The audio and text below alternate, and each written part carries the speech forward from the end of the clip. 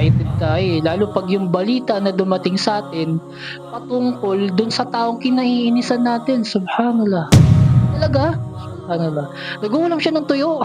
Maging mapanuri. Ang talatang ito ay nananawagan sa mga mananampalataya na maging mapanuri at huwag maging madaling malinlang ng mga mapanlinlang na impormasyon o haka-haka.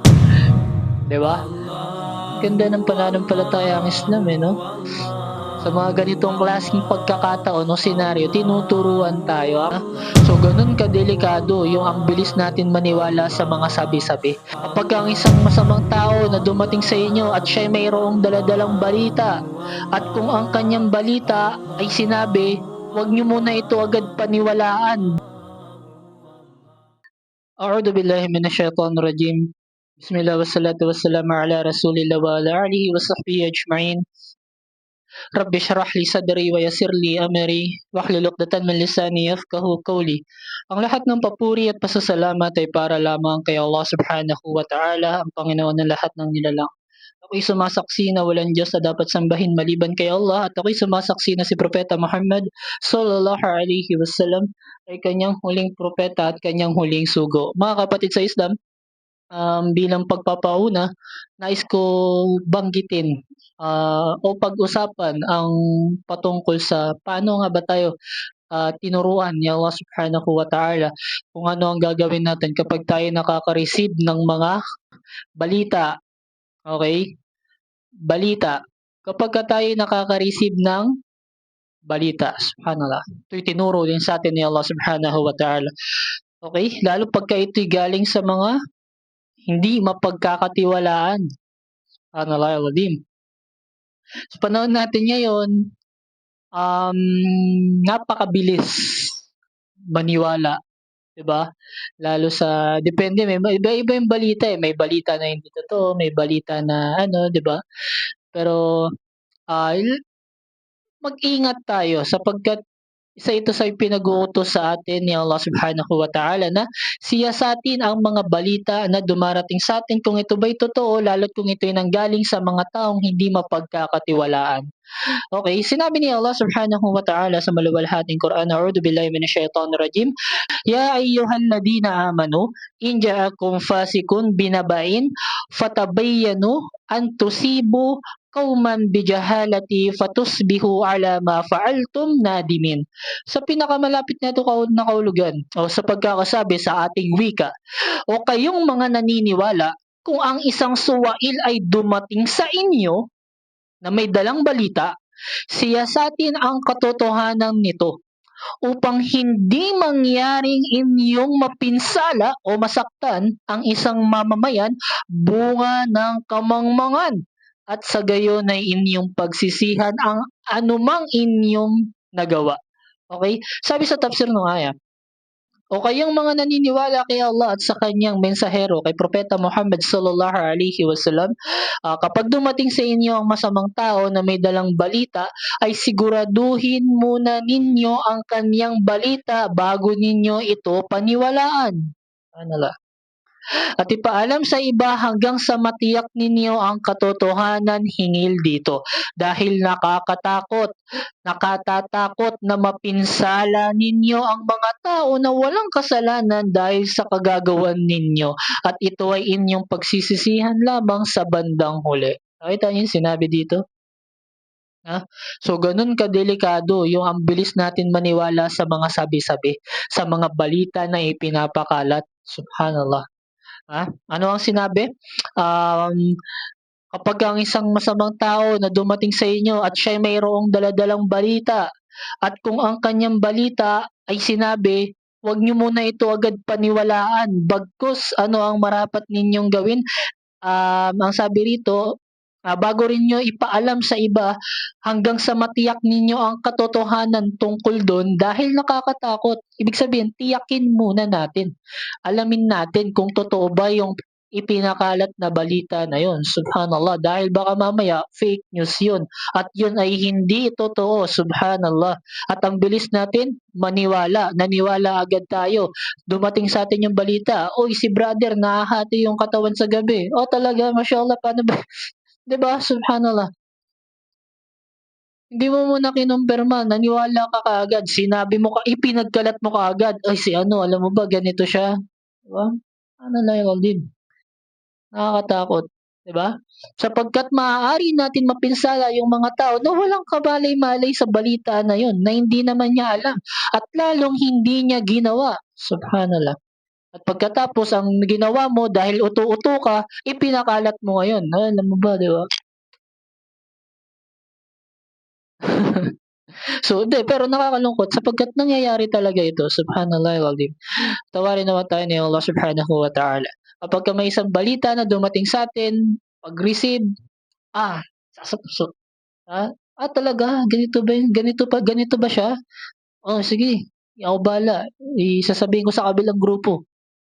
Pagdating sa kabilang grupo, yung tao na yun pinagdudahan, subhanallah.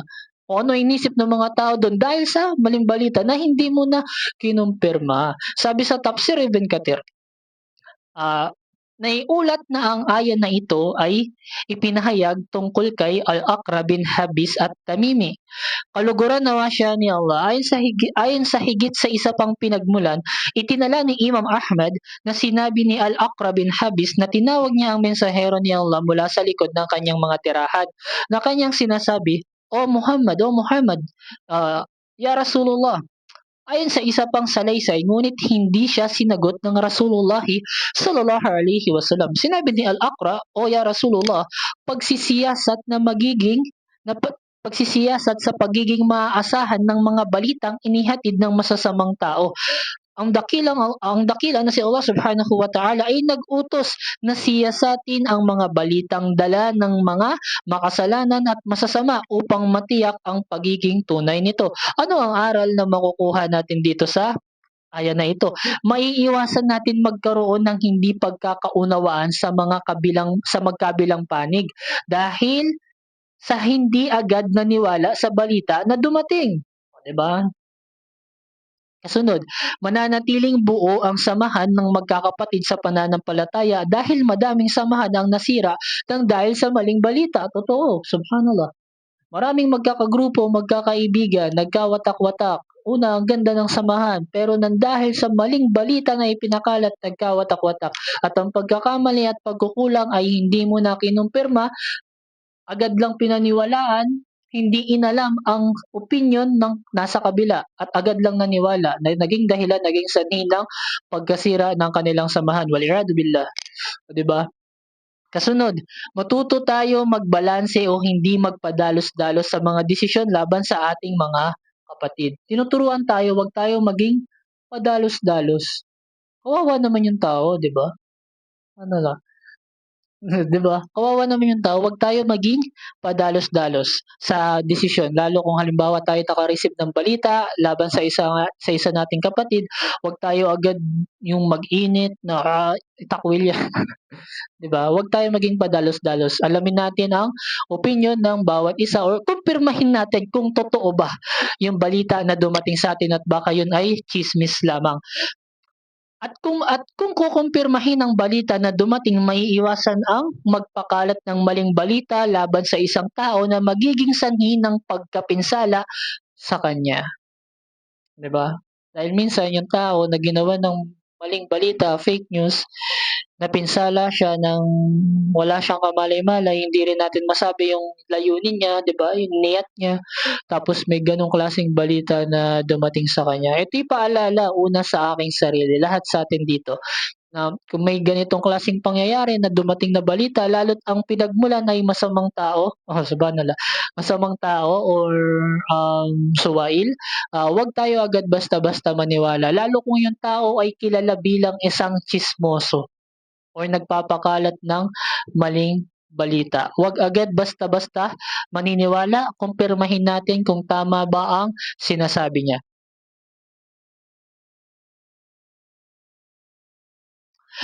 Itong aya na ito ay nag-uutos sa mga mananampalataya na suriin at kumpirmahin ang impormasyong ibinibigay ng mga pasimuno o mapanlinlang na tao bago ito paniwalaan at ikalat upang maiwasan ang mapinsala ang isang grupo ng tao ng hindi sinasadya at makaramdam ng pagsisisi sa huli. Kasi gano'n naman talaga mangyayari, 'di ba? Dahil hindi mo kinumpirma, isa ka sa nagpakalat ng balita at bandang huli nalaman mo na fake news yun, ano mangyayari? Magsisisi ka, subhanallah bro, patawarin mo ako kasi nagpakalat ako ng ano, isa ako sa nag-deliver. Isa ako sa nag-deliver ng balita laban sa'yo, 'di ba? So sabi rito, ang fatabayyanu, suriin. Sa talata ay nangangahulugang huwag maging padalos-dalos at alamin ang katotohanan ng balita mula sa iba't ibang mapagkakatiwalaang pinagmulan. Sinasabi rito na ang fasik o ang pasimuno o makasalanan ay tumutukoy sa isang tao na may reputasyon sa pagsisinungaling, pagiging masama o pagiging hindi tapat. So yan yung tinatawag na fasik, sabi rito. Kasunod ang utos na fatabayyanu, mag-imbestiga, suriin, ay nagtuturo na kailangan ang masusing pag-verify sa balita o impormasyong galing sa isang tao na may ganitong katangian. Okay? Layunin. Ano ang layunin?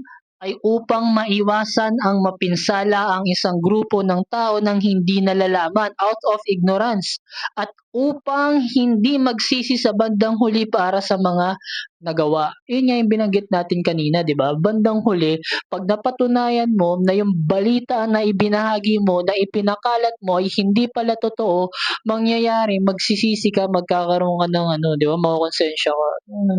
Sana pala di ako nagpauto, di ba? 'Di ba? Sana pala hindi ako naniwala kaagad, dapat pala kinumpirma ko muna, dapat pala nanahimik na lang muna ako, 'di ba? Kasunod, prinsipyo. Ang prinsipyo ng pag-verify ay hindi lamang para sa mga ordinaryong sitwasyon, kundi lalo na kapag ang pinagmulan ng impormasyon ay kaduda-duda. Okey? Panghuli, pagiging mapanuri. Ang talatang ito ay nananawagan sa mga mananampalataya na maging mapanuri at huwag maging madaling malinlang ng mga mapanlinlang na impormasyon o haka-haka. 'Di ba? Ang ganda ng pananampalataya ang Islam eh, no? Inshallah. Sa mga ganitong klaseng pagkakataon o senaryo, tinuturuan tayo. Actually, may pangyayari na ganito sa panahon ng Rasulullah sallallahu alaihi wasallam. May nangyayari na ganyan sa panahon ni Propeta Muhammad sallallahu alaihi wasallam, 'di ba? So, nakakalungkot, 'di ba? Dahil sa panahon natin ngayon, napakabilis natin maniwala sa mga sabi-sabi. Lalo't ito'y hindi natin napagtibay na ito ay totoo o haka-haka o gawa-gawa lang, 'di ba? Mamaya may dumating sa'yo na balita, 'di ba? "Uy, alam mo crush ka daw ni ano, crush ka raw ni ustad." Oh, ngayon dahil naniwala ka kaagad dahil naniwala ka kaagad, teka lang, sige kakausapin ko yung wali ko. Actually, sige ako na magsasabi sa kanya, dito kami ikakasal. Ta's wala naman palang sinasabi na gano'n, 'di ba, nagti-trip lang. So, nakakalungkot, 'di ba? Gabayan nawa tayo ni Allah Subhanahu wa Ta'ala at 'wag tayong masyado mabilis maniwala sa mga sabi-sabi. Lalo yung tao, matagal na nating kasama. Tapos biglang may dumating na balita ta's yung pinagmulan ng balita bagong kasama mo lang, 'di ba? Hindi mo nga lubos na kilala, subhanallahil azim. Naniwala ka kaagad, 'di ba? Nakakalungkot, subhanallah. Patawarin naman tayo ni Allah Subhanahu wa Ta'ala sa mga pagkukulang natin.